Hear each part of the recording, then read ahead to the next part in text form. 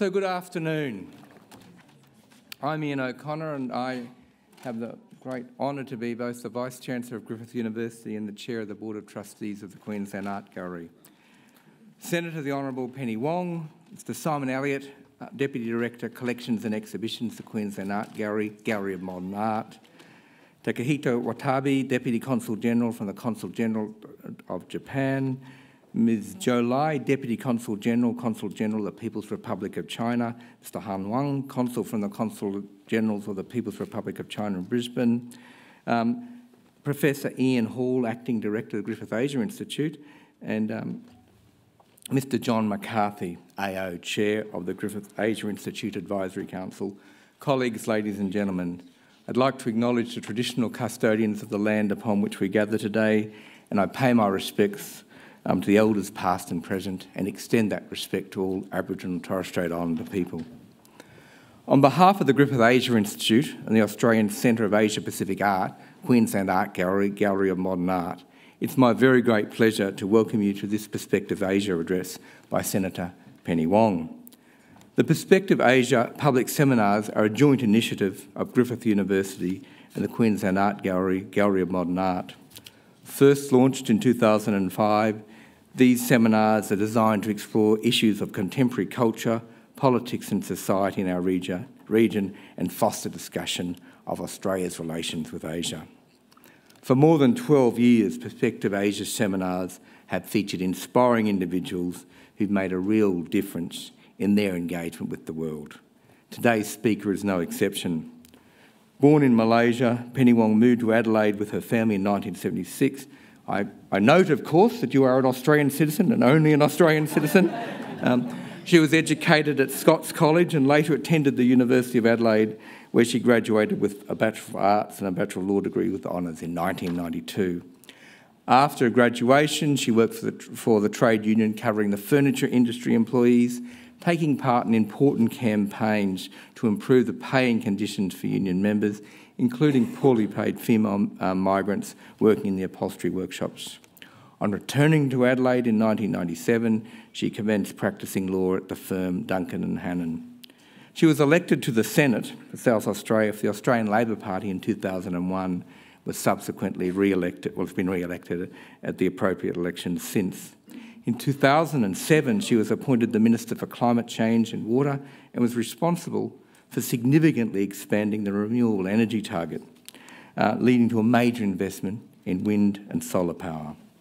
She also represented Australia in the climate change negotiations and developed the government's emissions trading scheme, a market-based mechanism to reduce Australia's greenhouse gas emissions.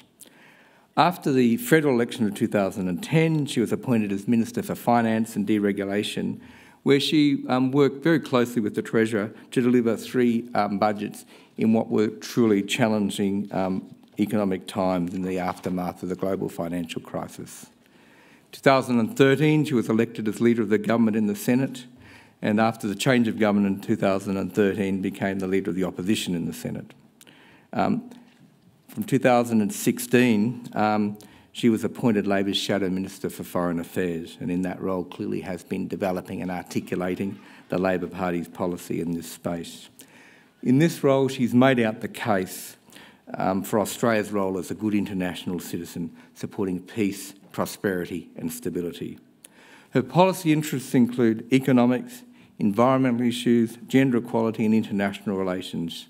She speaks out against prejudice and campaigns for equality for women, LGBTI rights and a multicultural Australia. Given her experience and background, we are delighted to have her with us today to speak on the topic Australia's values in a time of disruption. Ladies and gentlemen, please join me in welcoming Senator the Honourable Penny Wong.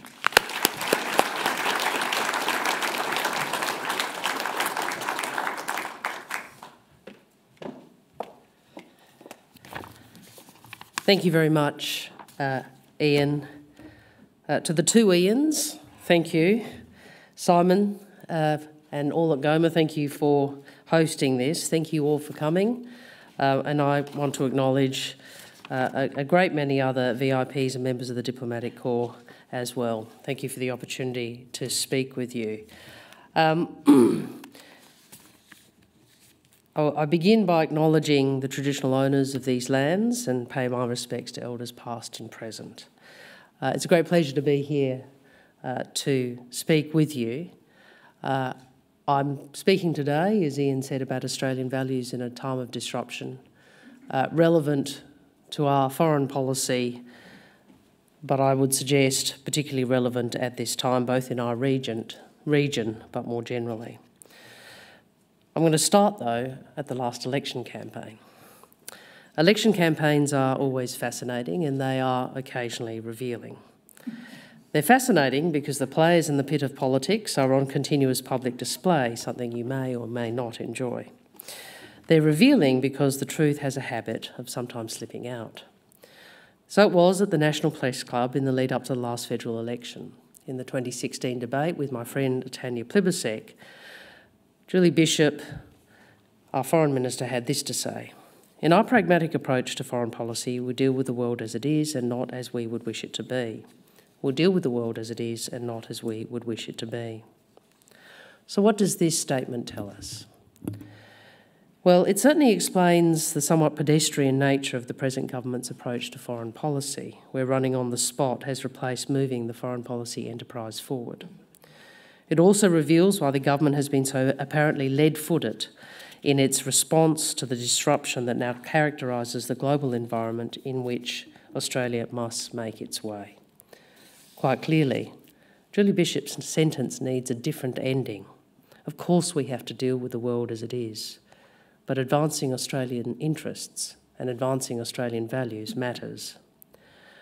The statement I would make is this: we deal with the world as it is and we seek to change it for the better, to shape it as best we can, the world in which we live. Australian interests and values should not be dismissed as wishful thinking. They are what give our foreign policy purpose and direction, and they enable us to understand what we want to do and why we want to act. We need a foreign policy that is both transactional, that is, dealing with day-to-day issues, and transformational, that addresses the longer-term strategic opportunities and challenges that the nation faces. A transformational foreign policy is one that pursues our national interests and is informed by our values. A transformational foreign policy is critical to Australia's ability to navigate this disrupted world. It is purposive. It reflects the confidence that comes from knowing what we want and how we set about getting what we want. And where does that confidence come from? It comes from being crystal clear on what our national interests are, on who we are and what we stand for. Last month, speaking to the Lowy Institute in Sydney, I identified Australia's core national interests as the security of the nation and its people, the economic prosperity of the nation and its people, enabled by frameworks that allow Australia to take advantage of international economic opportunities, a stable, cooperative, strategic system in our region anchored in the rule of law, and constructive internationalism, supporting the continued development of an international rules-based order.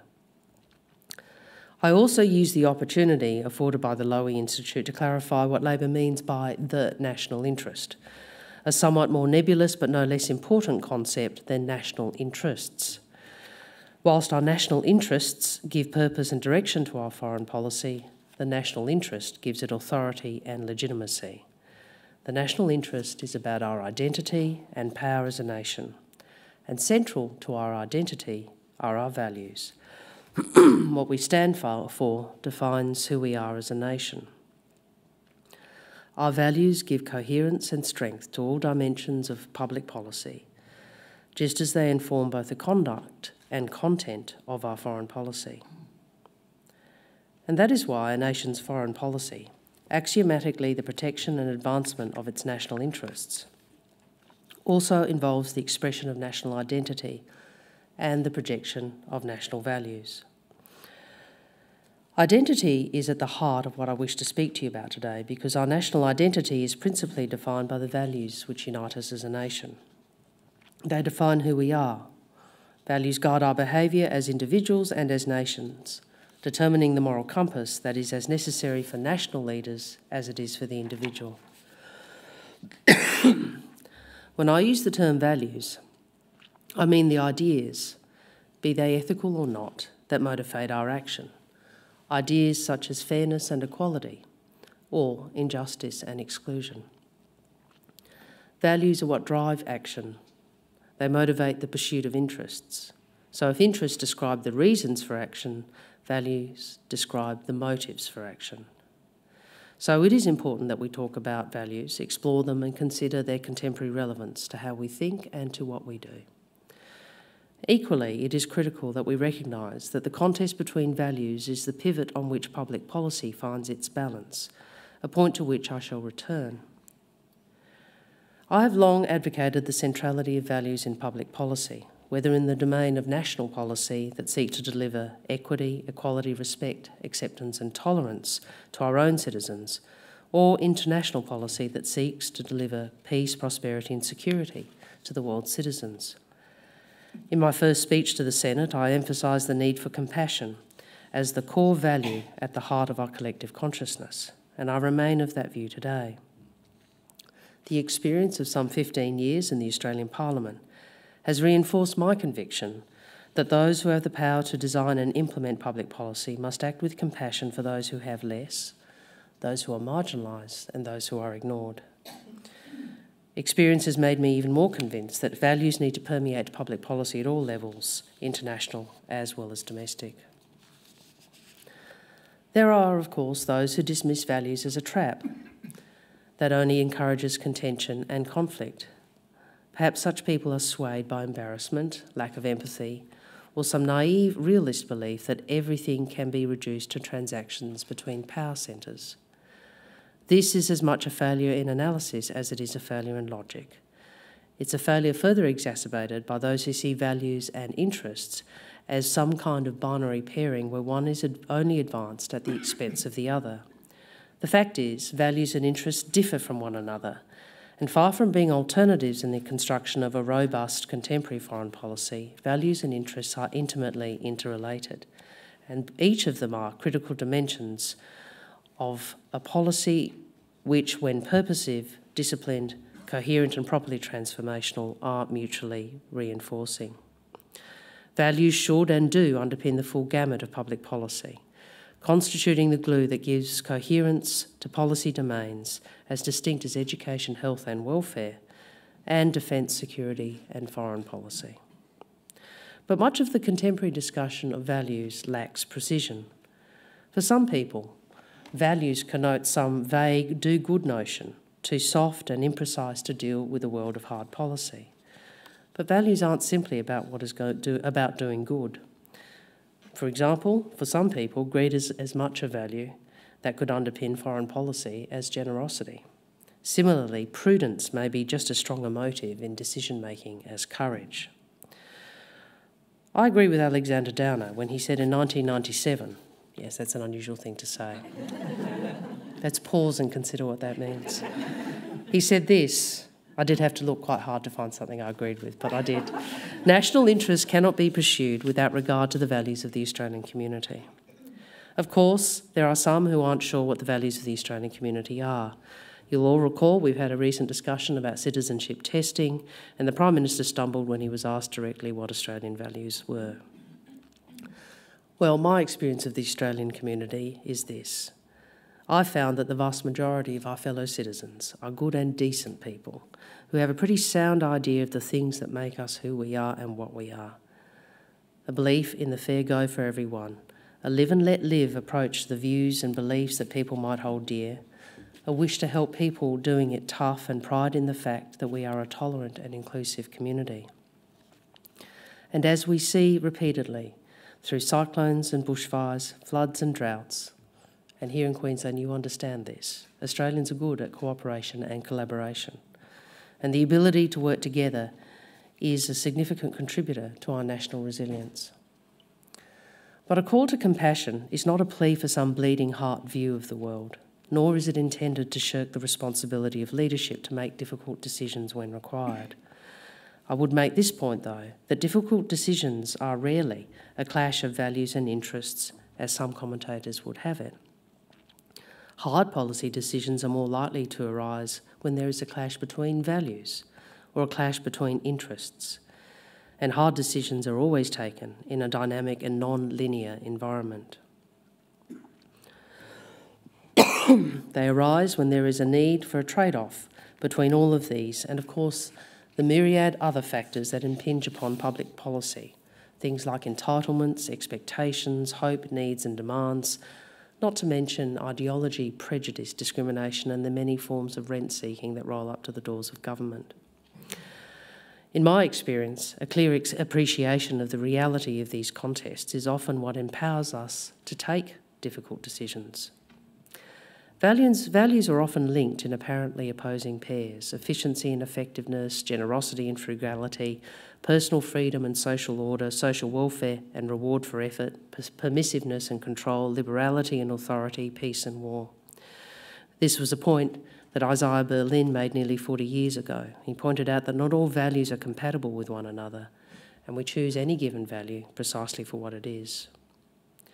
Can I give you an example? Some commentators point to the cuts to international development funding as the triumph of an interest, in this case, economic strength through fiscal contraction, over a value, that is, global equity through the eradication of poverty. But I think there is a more accurate view. The cuts to international development funding are the result of a clash between two competing values: thrift in the form of prudent financial management, competing with its counterpart equity in the form of generosity to those who live in abject poverty. It is not an interest clashing with a value, it's actually two values in competition. You can also see cuts to international development through the lens of national interests, the contest between the need to maintain growth and economic prosperity through rigorous economic and fiscal management, and the need to contribute to regional stability and regional development. There are many ways of describing the values that unite us as a community and as a nation. There are values that are shared by all people of goodwill, whatever their nationality and wherever they might happen to live. Values such as order, respect, generosity, hospitality, tolerance and resilience guide human behaviour in most functioning societies. But what distinguishes the values system in democratic societies is the fact that the various specific values that we might identify come to a focus in what we term the rule of law. We all value democracy. But it is important to understand democracy is essentially a political practice rather than a value. It depends for its legitimacy and its longevity on the rule of law, applying to all. At the core of the values to which we as Australians adhere is the intrinsic worth and dignity of each person by virtue of their basic humanity, their fundamental right to exist, to live a life of worth and fulfilment, to chart their own course through life, and to pursue happiness. Far from being a sentimental, romantic or even a religious notion, the idea of the intrinsic worth of each individual was a gift that the Age of Enlightenment conferred on the framers of the US Declaration of Independence. Jefferson, Adams and Franklin gave the idea political force when they wrote, "We hold these truths to be self-evident, that all men are created equal, that they are endowed by their Creator with certain inalienable rights, amongst these life, liberty and the pursuit of happiness." This is a truly important political fact. That extraordinary enterprise, which is the US, has as its wellspring a sense of human value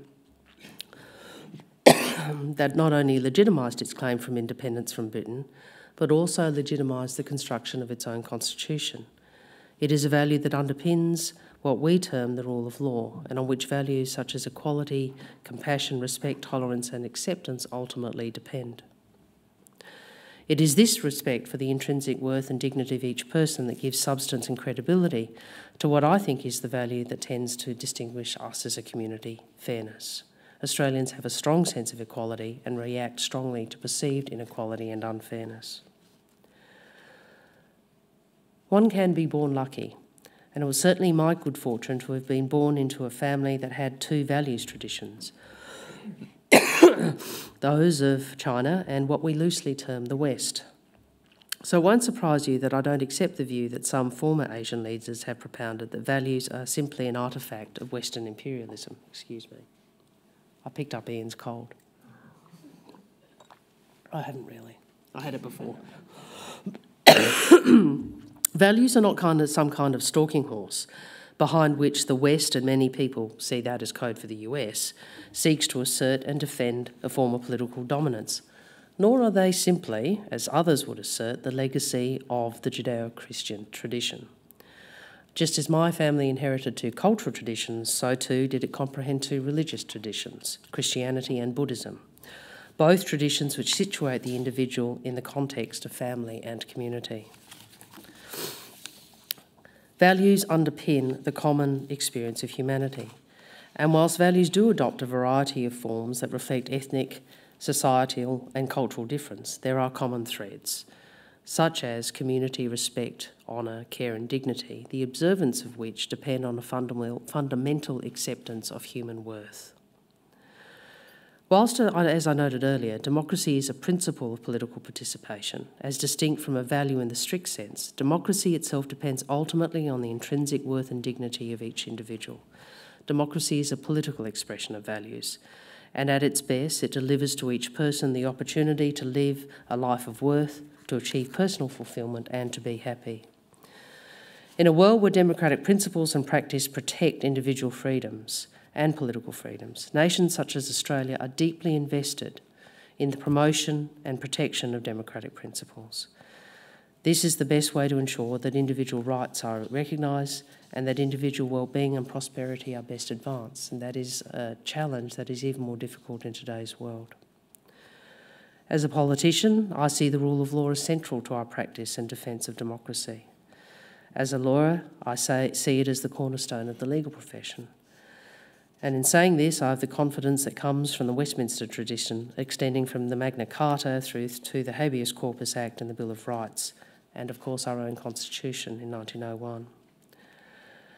1688 was a big year in British history and British politics, and the overthrow of the Stuarts prompted John Locke's two treatises on government and extended meditation on the relationship between the individual and law. In the second treatise, Locke wrote, "The state of nature has a law of nature to govern it, which obliges everyone, and reason, which is that law, teaches all mankind, who will but consult it, that being all equal and independent, no one ought to harm another in his life, health, liberty or possessions." Locke, of course, was just one of the thinkers who so influenced the founding fathers of the US. As citizens, we appreciate that the rule of law expresses an implicit bargain between the individual and government. As Professor Geoffrey Walker put it, the rule of law can be summed up in 2 points.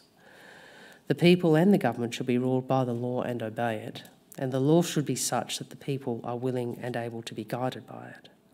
Values, therefore, are enshrined in law, albeit at times imperfectly. And if values are enshrined in law, values must inform all dimensions of public policy. And that's why I think that values, as a core element in the construction of a Labor foreign policy, are not just desirable but necessary. Foreign policy is purposive. It's about managing the complex of international relationships in such a way that the political, economic and security aspirations of our citizens and those of other countries with which we interact are both safeguarded and enhanced. Alan Gingell offers an elegant definition of foreign policy. He says, "Foreign policy isn't just a government's response to events outside its borders, but also an effort to anticipate and shape them in ways that advance the country's interests and values. Together with diplomacy, which is its operating system, foreign policy requires imagination and effort. First, a government has to determine how the world wants to look, a vision. Then what it can do to bring about that outcome, a strategy. And finally, tactics, how to use skillful diplomacy and negotiation to bring it into being. While foreign policy is inevitably about dealing with things that happen, that is, transactions, it is equally about seeking to condition events, that is, transformation. A basic principle in the conduct of Australian foreign policy should be always to give ourselves the maximum amount of room in the international system to be able to operate, and then to maximise our options as we set about realising our interests. The question arises how best to deliver on this basic principle. Over the past 7 decades or so, we have been able to operate in an international system where the rules were largely conducive to our success. They worked generally in favour of those who emerged on the winning side of World War II, and even for those who suffered defeat, particularly Germany and Japan. The rules favour national rebuilding and economic reconstruction rather than retribution or reparation. For nations like Australia, an international rules-based order offers the best chance to negotiate our way through the many constraints upon and obstacles to progress. But to have both effect and enduring relevance, the rules by which the system operates must rest on and reflect the basic values that give purpose to action. Just as the premise on which we operate our legal and political systems is the rule of law, so the rule of law must inform the extension of law and politics into the international system. Like any other market, the environment in which foreign policy is conducted is inherently anomic and amoral. Rules and norms of behaviour are the business of governments. So democratic governments particularly have a responsibility to bring the values that underpin their polities into their engagement with the world in which the hopes of their citizens are realised.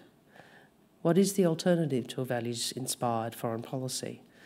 A purely power-based foreign policy, where far from materialising hope, the dog-eat-dog law of the jungle destroys it.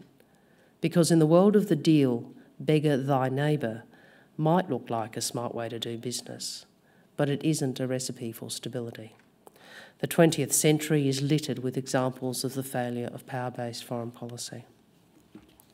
For nations such as Australia, there isn't an alternative to a foreign policy predicated on values that pursues our interests if our citizens are to go about their business confidently, and if we as a nation are to contribute to the peace, prosperity and security of the international community.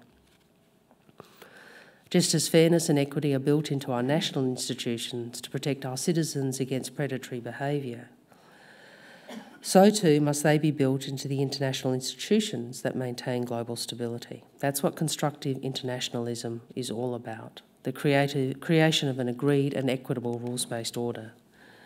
And this doesn't simply generate a benefit to those around the world who, like us, are focused on delivering a better life for themselves, their communities and their families. As a small population at the far end of the world, sometimes anxiously defending our claim to the occupation of an entire continent, it is good for us too. It is how we get to play our part and to prosper. But as I noted in my Sydney Morning Herald comments following the US election last November, we need to work much harder in our region. We need a better roadmap in Asia if we are to play our part to the full. Australian foreign policy interests and the values we project into Asia matter now more than ever. And we don't have an alternative other than to step up our engagement on economic and development priorities and to consider how to create stronger partnerships and deeper dialogue on human rights, as well as improving our security cooperation. Our values underpin Labor's approach to constructive internationalism, the good international citizenship that Gareth Evans advocated so effectively. Because they are what condition our behaviour as a national actor, they are what give us agency, the ability to influence events so that they deliver us preferred or at least acceptable outcomes. And they go to the heart of how we define and promote our national interests. Values give energy to our foreign policy. Without them, the conduct of diplomatic affairs would remain reactive, responsive, transactional and ultimately defensive. Australia matters as a nation that models and promotes the values that make our communities inclusive, harmonious and prosperous. Ultimately, of course, values and interests come together in the sustained delivery of foreign policy. Australia has a good record in this. To take just one example, over the past quarter century, successive governments have sought to enhance the rights and equality of women in the delivery of both our domestic and also our foreign policy. We have used our advocacy in international fora and in relation to our development program to ensure that the personal, social, economic and political rights of women are recognised and exercised. And it is to Julie Bishop's credit that notwithstanding savage cuts to the development budget, she has sought to continue this aspect of policy. Taken together, values and interests provide Australia as a confident middle-ranking power with the ability to contribute to the expansion, expression and consolidation of the international rules-based order. And to be both authoritative and successful, the international rules-based order must itself enshrine the values of peace, stability and harmony. And whilst I am optimistic that we can work with like-minded nations towards this goal, I want to conclude on a much more sombre note. In the disrupted world in which we now find ourselves, values matter more than ever. Democracy and its supporting institutions are under challenge in a way they have not been since the outbreak of World War II. Open trading systems and the ideas underpinning them are constantly discredited. Ethnic and religious minorities are being scapegoated and vilified as though they are to blame for greed and for inequality. As Jonathan Friedland noted in his very perceptive essay earlier this year, we must never forget the lessons so hard learned by humanity when globalisation and democracy and the rule of law were last put to the test, and that is the lessons of the 1930s. When faith in the ability of globalisation evenly to spread wealth shatters, when communities become hostile to those deemed to be outsiders, with willful acts of hatred towards groups of individuals on religious or ethnic grounds, and when there is growing impatience with the rule of law and with democracies, these are echoes of a dark and bloody decade, and they must be heard and they must be heeded. And that is why a values-based foreign policy matters. Thank you very much.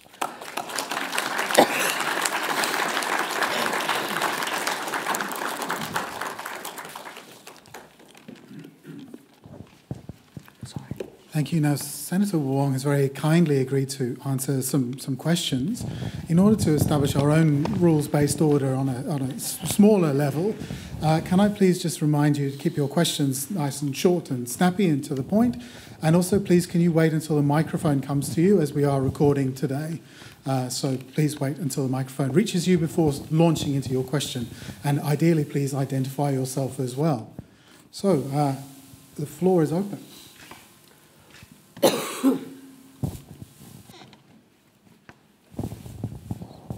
Thank you. My name is Mick Fox. I am a master's student at Griffith University.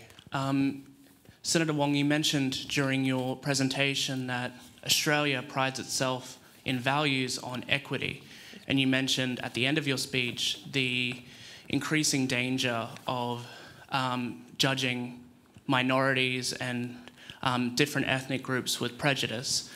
But we've seen in Australian politics of late the increasing amounts of minority parties basing their policies on xenophobic sort of sentiments.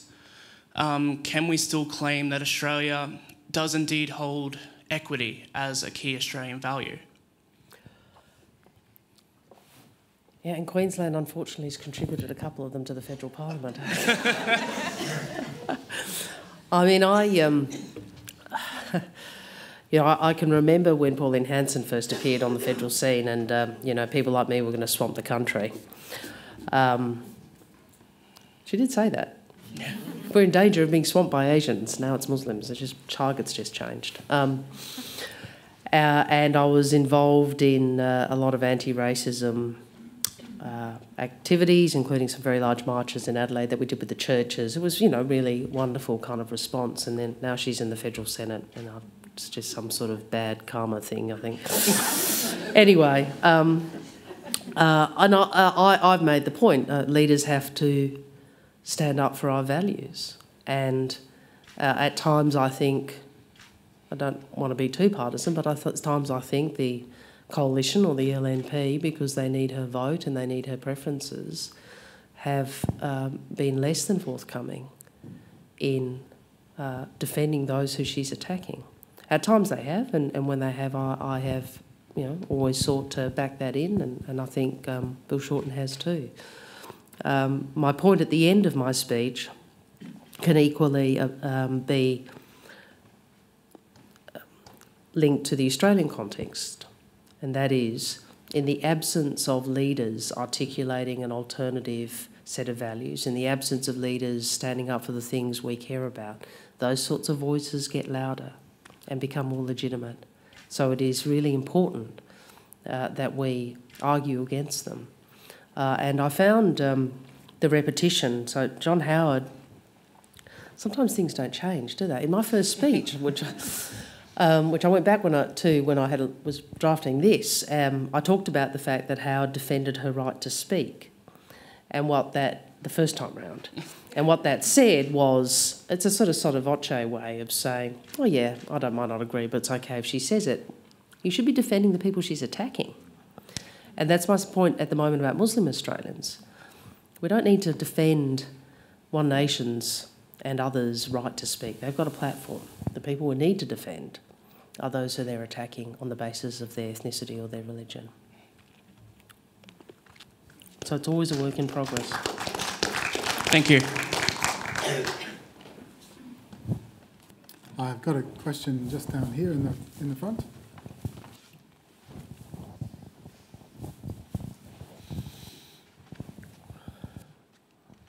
Thank you, Senator. I'm Sue Harris-Rimmer from Griffith. Oh, hello. Hi. I'm interested in how you're feeling about the white paper process, and I'm thinking about if we extrapolate into the white paper what you've been saying, you would have to put a lot more capacity for DFAT to explain what they do to both the Australian public and to the publics of the countries in which we're working. It feels like a values-led foreign policy would need more capacity for public diplomacy and for communications. Wouldn't be is that a pitch for secret, more public funding, is it? No, I'm just wondering, like, what would the white paper look like if we...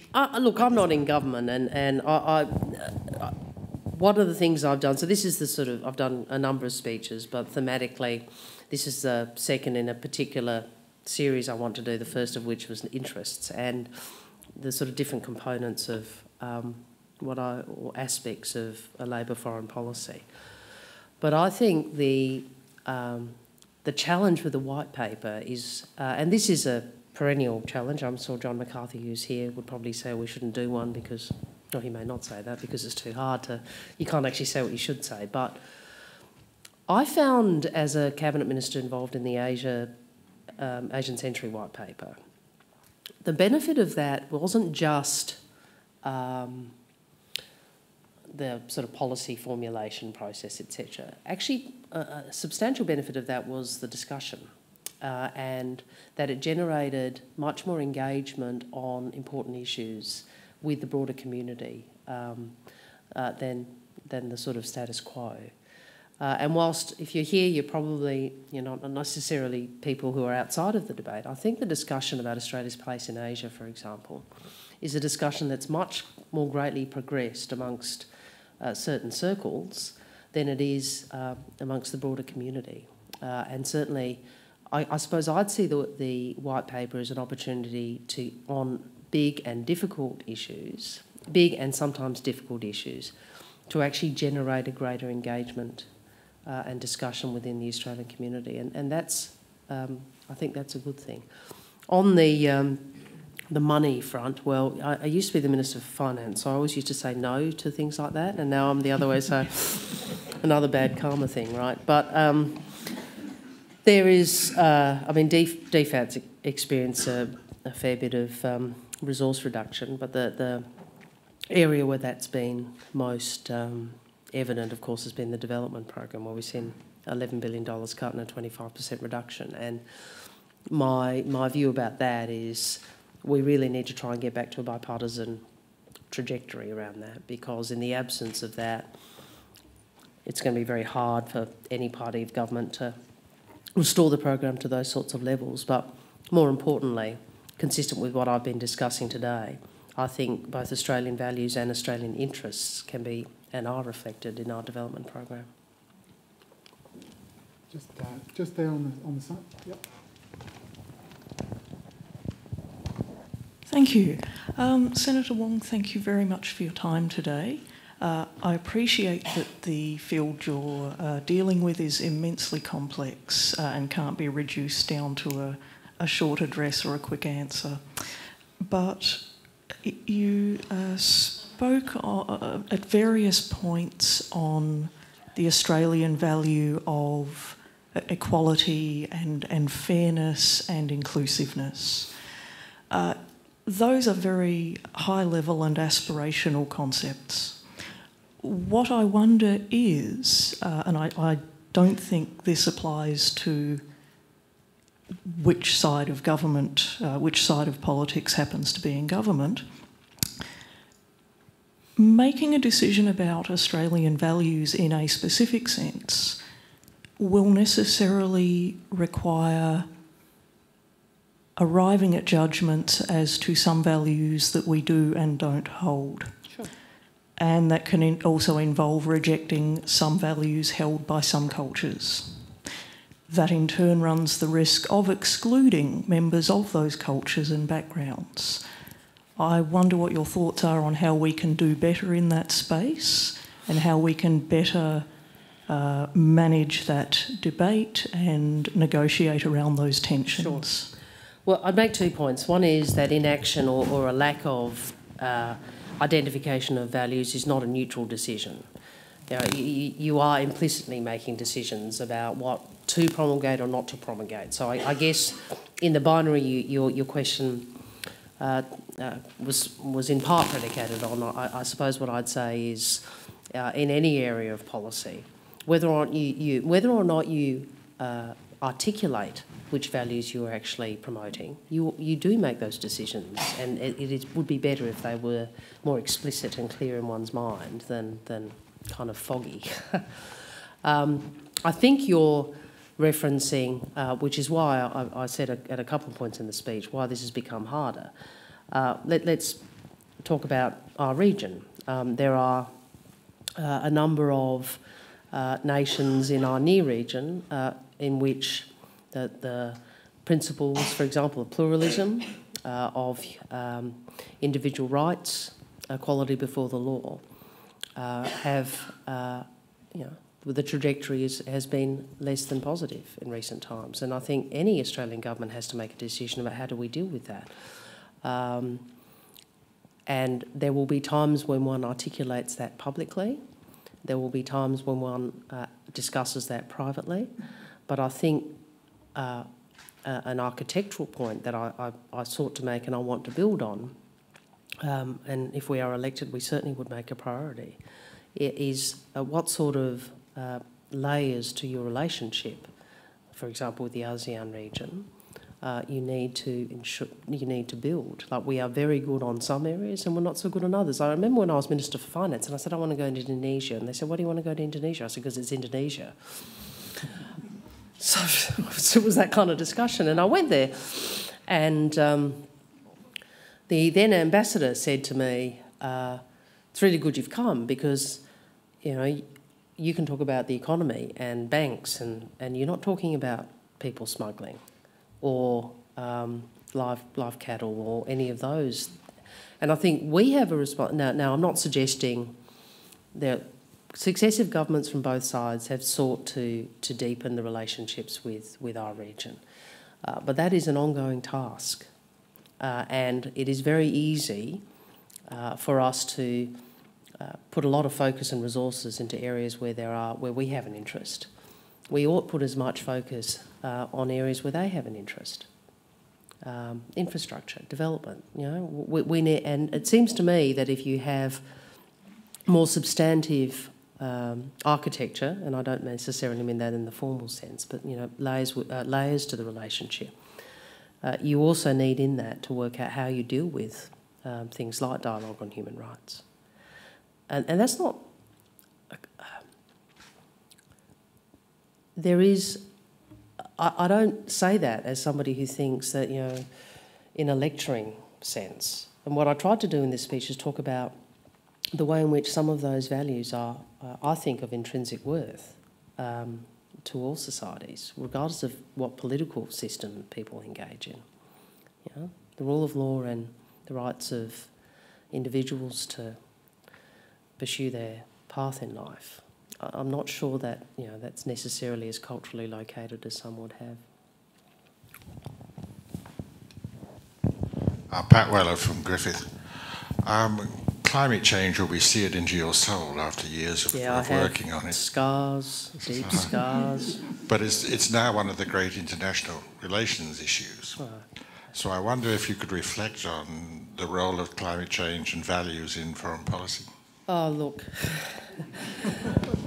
So I gave a speech to the London School of Economics many years ago, which was a very confronting experience because you walk into this room and, you know, you sign the book and there's all these really smart people in the book ahead of you. And you think, oh no. Anyway, and in it I talked about the ethical or moral dimension to climate. And as I recall, the right-wing press then smashed me up for it, but that's by the by.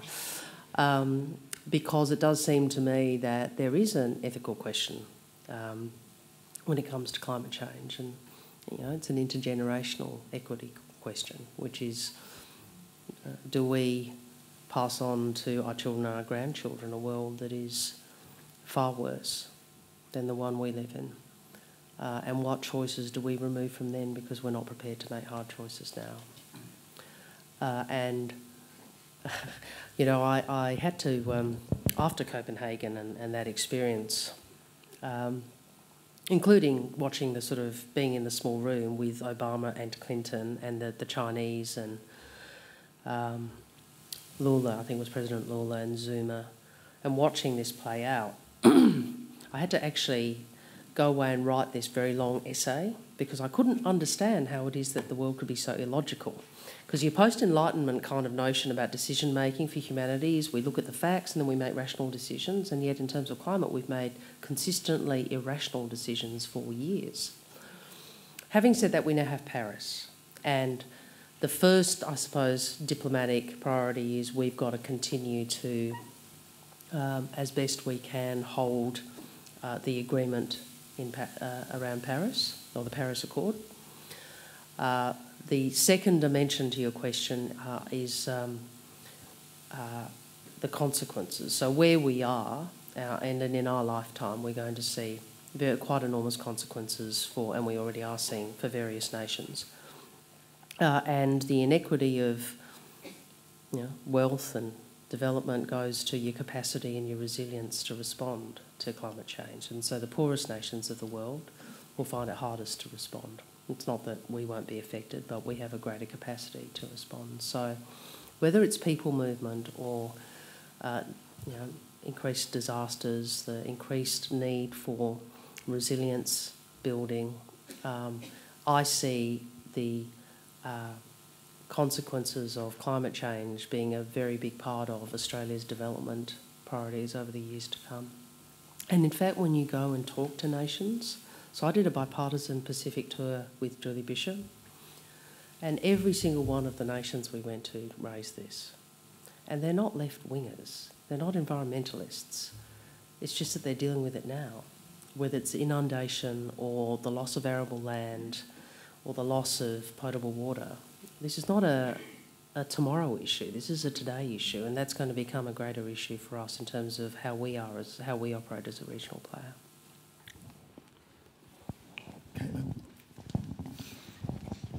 Caitlin Byrne, Griffith University.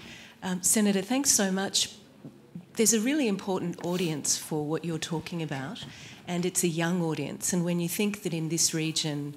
Not so many here, huh? Yeah. Sorry to all those in the audience. As a mother of four, I'm really interested in how young people can actually partake and contribute, contribute to the changing nature of values as well. Thoughts on that? How can young people contribute? I don't know. Organise, advocate, talk about, do things. But I mean, I think a lot of young people are, don't you? I mean, I think I'm often asked why are young people not interested in politics, and I say it's not that they're not interested in politics; they're just not interested in us. And also the challenge of a digital era. Yeah, and we've got to get much better at how we communicate and how we organise, and recognise that for people younger than I, how they politically engage is very different. And we have started to respond, but I think it's probably we're well behind the eight ball still, all of us. But can I make a second but related point, which is also why aren't they interested in us, or why are so many Australians so unhappy with mainstream politicians, and why is that leading to different minor parties getting more support? I think we have to talk more about values and purpose. I think people don't have a sense of what we stand for and why we do things. And into that space, it's very easy for cynicism and a pox on both your houses to creep. And whether it's in foreign policy or in economic policy, talking about inequality or social policy, we have to step back from some of the sort of managerial language and say, this is why we do this, and this is what we're seeking to achieve. Now, it's still a harder discussion for us because it's much easier to tell people what's wrong than to explain to people the complexity of any public policy problem. But I think in how we talk about a whole range of policy challenges, values and purpose are the two things that I think we need to articulate much more strongly. And certainly from our side of politics, we're seeking to do that. Run out of time. Have we? Give them one more. Okay. Now, you know what happens is you get one like this and then it's a really hard question. Patient lady just in the middle there. I'm sorry to those gentlemen there, but please can you pass that behind? Sorry, can you just pass that behind? Sorry, mate. Thank you. My name's Jan Pakalis, and I'm from the Citizens Electoral Council. My question's on the One Belt, One Road. So far there's 100 nations participating in that program for economic development, and China has internally lifted up 700 million people out of poverty using a model of Glass-Steagall to fund that infrastructure building. Since 1993 they'd had this bank separation policy. Do you, so if Jeremy Corbyn in the UK and Donald Trump they've all Glass-Steagall, would you support that Glass-Steagall proposal to fund Australia's development and linking with the One Belt, One Road proposal? Well, I think there's a number of questions in that, so if I can just sort of try and discern two of them. The first is, I suppose, financial system architecture, and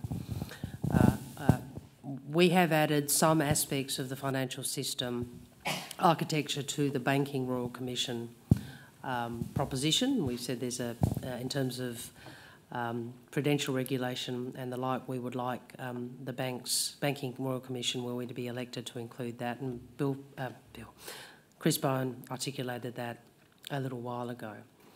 But you raised the One Belt, One Road. I think a couple of comments about One Belt, One Road. We don't really have time to sort of go through it in too much detail. The first is there are a number of people who are deeply concerned about its, or have some concerns about its strategic effect. My view is Australia should look at BRI and work out if there are projects that are in our interest to engage with, and if there aren't, we ought not. So rather than rule out sort of right from the beginning, I take a really practical approach, which is if there is infrastructure investment in the region which we think is beneficial, then there's no reason why, there's not a sensible reason to rule that out per se. But if there's not a sensible reason for us to participate, then there's no need to. So it's a little bit like the Asian Infrastructure Investment Bank, where it seemed to me that it was quite sensible for Australia to be engaged with that. China was going to proceed down that path anyway, and it was better for Australia to be engaged in that process, including in terms of the rules and governance of the organisation, to be able to influence that. Thank you very much. I have a feeling that we could have gone on all afternoon with a whole series of questions and opening things out to, as well. And perhaps after 10 years of government, you'll come back and we'll talk about them in due course. 15, I don't know. Now, look, it's my pleasure to introduce Simon Elliot to give the voters thanks. He's the Deputy Director here at the Queensland Art Gallery, Gallery of Modern Art. So, Simon. I'm going to go down.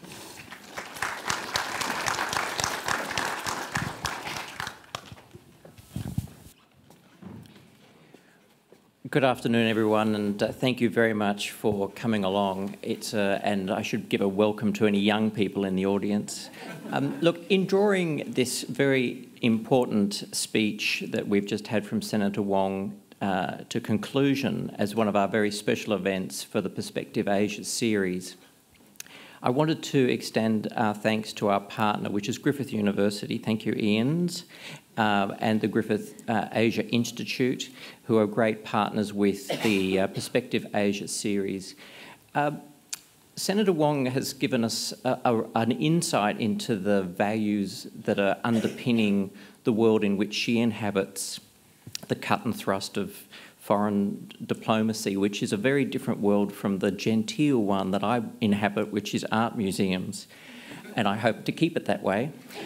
But I think one of the things that I'd like to say on behalf of this institution is that, as many of you know, for a number of years now we've been the place where the Asia-Pacific Triennial of Art is held. We've had 8 of them since 1993.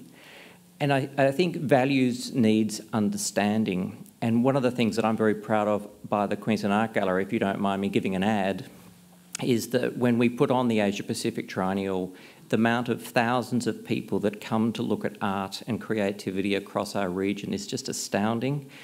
And Senator Wong did mention happiness in relationship to the United States, and by God, happiness happens a lot when we have that exhibition on. So I encourage all of you to come to the next one. It's in about 18 months' time. It's making little beads of sweat grow on our staff here. But it is a really great example of Australia's engagement with the region and particularly sharing values. I think it is in any case, and I hope others do too.